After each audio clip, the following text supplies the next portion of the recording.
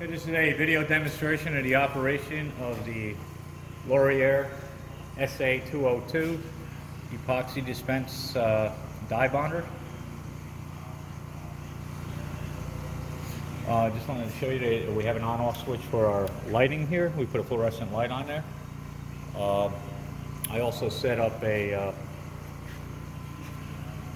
syringe with a needle for a dispense, something we had here, so we incorporated that into the demonstration.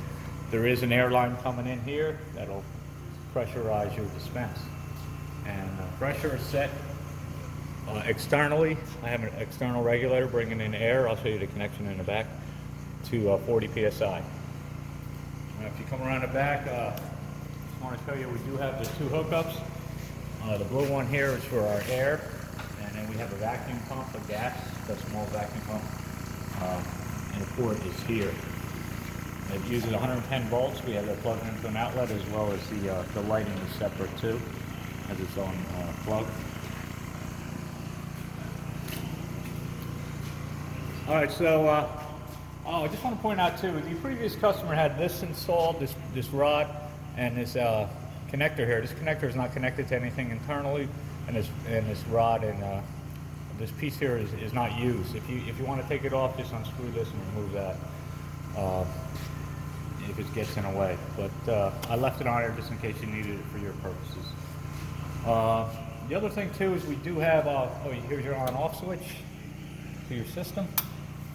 The left light indicates that the vacuum is on to the pickup tool. And we do have a automatic and manual mode. I'll demonstrate that. We do have a slide here that moves back and forth. So this is the right position and our left position.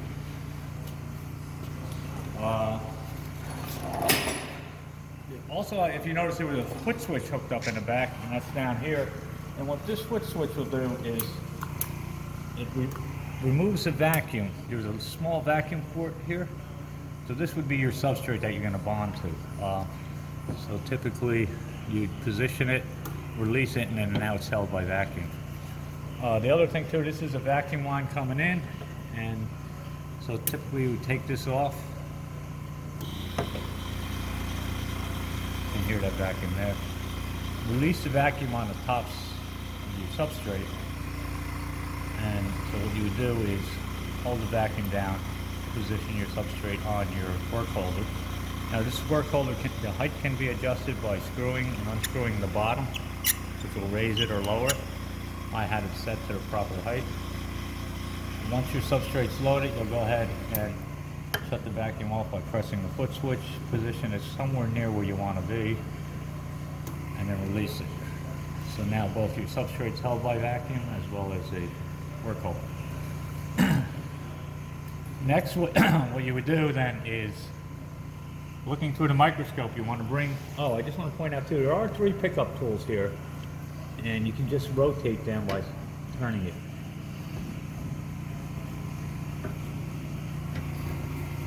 Like such, but I'm going to go back to the one I had on originally.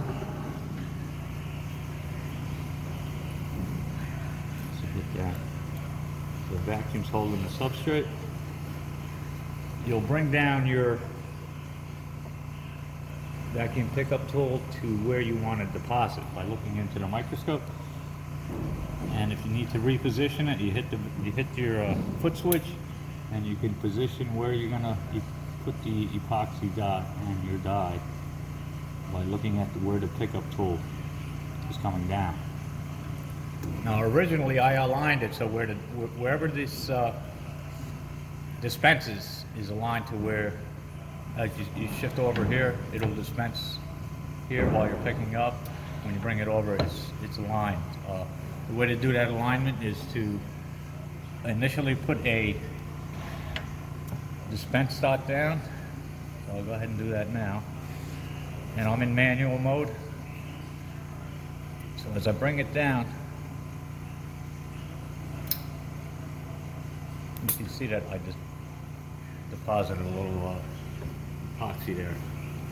Well, this is just a simulation epoxy. And then as I bring it over this way, What I'm going to do is I'm going to look through the microscope and I'm going to bring the head down. And what you need to do is you can adjust your left and right with this micrometer here, and then your forward and back with this micrometer up on top. I've already done that, so you can see that the tool is going to, the die is going to be placed right on top of that, in the center of that epoxy drop. Just one other thing too, I had adjusted this micrometer for the distance that the dispense tool, and then let me just slide this out of the way so I'll just move this over. So I can adjust the up and down of where this stops. You want to be pretty close to the surface. And then the other thing I want to point out too, I'll switch to automatic mode. In automatic mode, it's going to be using this timer here, which is 0 to 5 seconds.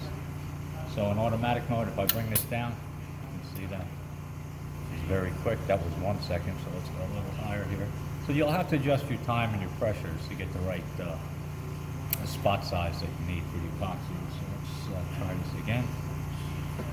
If you notice it won't work here, I'll have to come off this switch here and come back.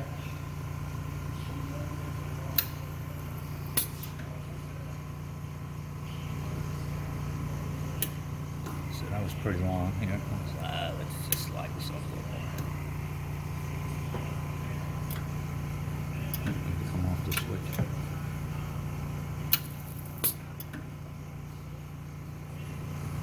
Let's see if I'm running out. But anyway, so that's what you would do there. You can see that the timer works in automatic mode.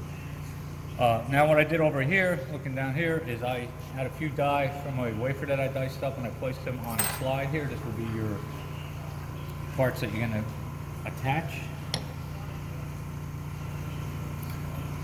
So I'll go ahead and do an automatic dispense and pick up and place.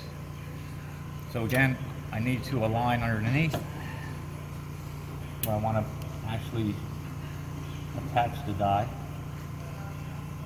I pushed the push switch so now I can move around the substrate, and you position it where you want to pick it up and place it. Okay, so that's set up. Release the foot switch. Now it's under vacuum. It's held in place. As I slide it to the right, I'm going to pick up a die, and at the same time it's going to do the epoxy dispense in a spot that I chose. So now what I'll need to do is go ahead and come down and pick up a die.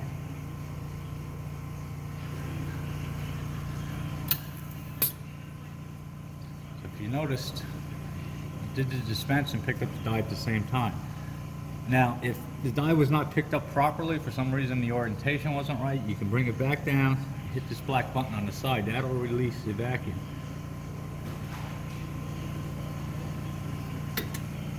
And say, for instance, I need to pick it up at this angle. I can come down and pick up.